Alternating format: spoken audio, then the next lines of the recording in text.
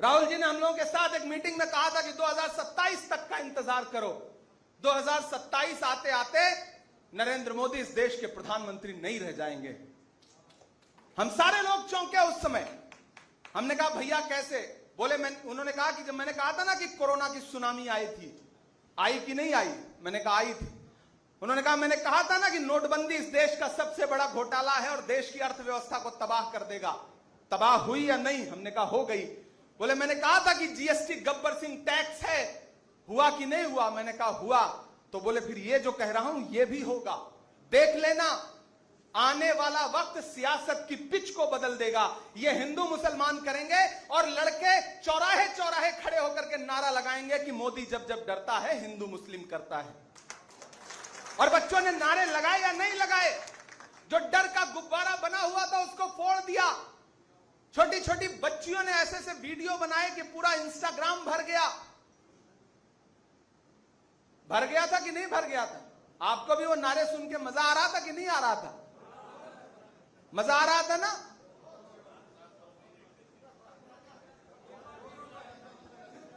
तो ये जो बात थी ना, वो भविष्यवाणी थी राहुल गांधी जी की, और हमने उसको देखा है।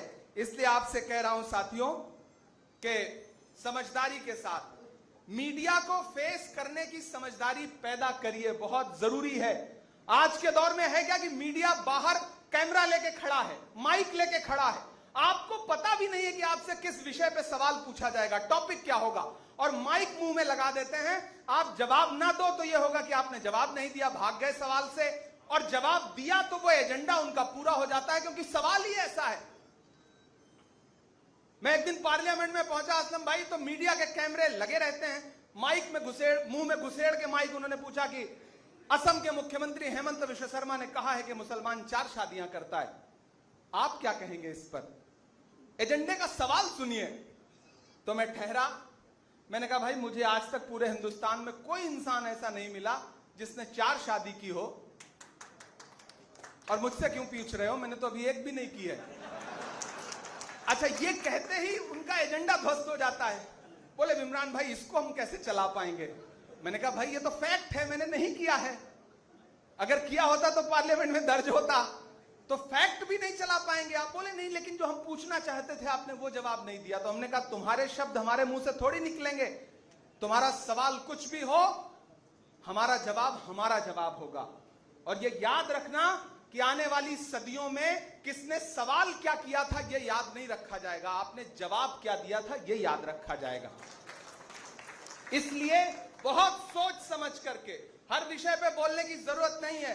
ये छोटे छोटे गांव में जो यूट्यूबर हैं वो चाहते हैं कि ऐसा वीडियो आप दे दीजिए जो वायरल हो जाए, लेकिन उस वायरल वीडियो से कभी कभी संगठन का, पार्टी का नुकसान होता है। इसलिए ऐसी कोई गलती नहीं करना है, बहुत नपातुला बोलना है। याद रखना आपका नाम काफी है वायरल करने के लिए, इसलिए जब भी कुछ बोलो तो ये सोच के बोलो कि बाकियों की कॉपी अगर 100 नंबर में जचेगी तो आपकी कॉपी 500 नंबर में जचेगी। इसलिए उस हिसाब से जवाब देने की कोशिश करना, और लोगों को जोड़िए, मेजॉरिटी के लोगों को जोड़िए, अल्पसंख्यक समाज में जो बाकी लोग आते हैं उनको जोड़िए।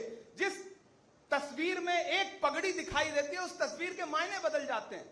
एक जैन समाज का कोई साथी बैठा होता है तो उस तस्वीर के मायने बदल जाते हैं। ये ऑप्टिक्स और नैरेटिव का जमाना है। इस ऑप्टिक्स और नैरेटिव को समझ के आगे बढ़ेंगे तो कोई आपको रोक नहीं पाएगा।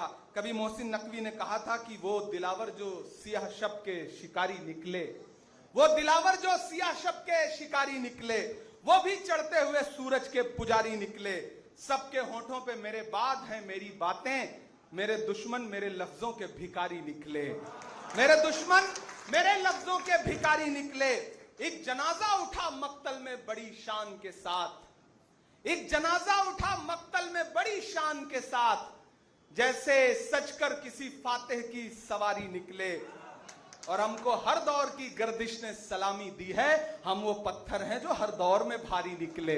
इसलिए डरिए मत, मायूस मत होइए, एकजुट होइए, एक साथ आइए। कांग्रेस पार्टी ही है जो इस देश में संविधान बचा सकती है, लोकतंत्र बचा सकती है, और दुनिया के किसी भी देश में जब भी लोकतंत्र कमजोर होगा सबसे पहली चोट जो पड़ेगी वो अल्पसंख्यकों को पड़ेगी।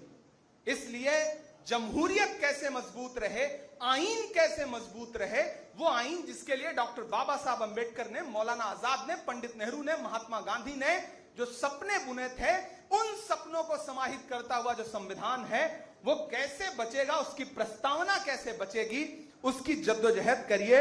एक बार फिर से आप सभी साथियों का बहुत शुक्रिया अदा करूंगा।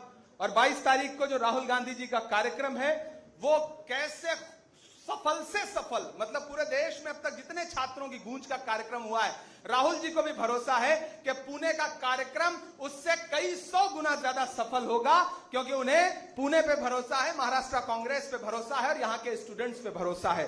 तो एक बार फिर से आप सभी साथियों का बहुत शुक्रिया अदा करूंगा। और साजिद भाई इधर आइए आप, और वजाद भाई आप दोनों लोग इधर आइए। मैं चाहता हूं पहले एक बार जोरदार ताली इन दोनों के लिए, एक का बहुत सफल कार्यकाल और एक का आने वाला कार्यकाल बहुत अच्छा होगा, उसकी दुआएं, उसकी शुभकामनाएं। और वजाहत भाई सिर्फ चार्ज मत दीजिएगा, जरूरत पड़े तो इनको मदद भी करिएगा हर लिहाज से, क्योंकि साजिद भाई आपके साथ खड़े मिलेंगे। एक बार फिर से आप सबको बहुत दुआएं, और जहां भी जरूरत रहेगी मैं हमेशा खड़ा मिलूंगा। अब मैं जब जिले में आऊंगा तब शायरी सुनाऊंगा, आज शायरी का दिन नहीं है।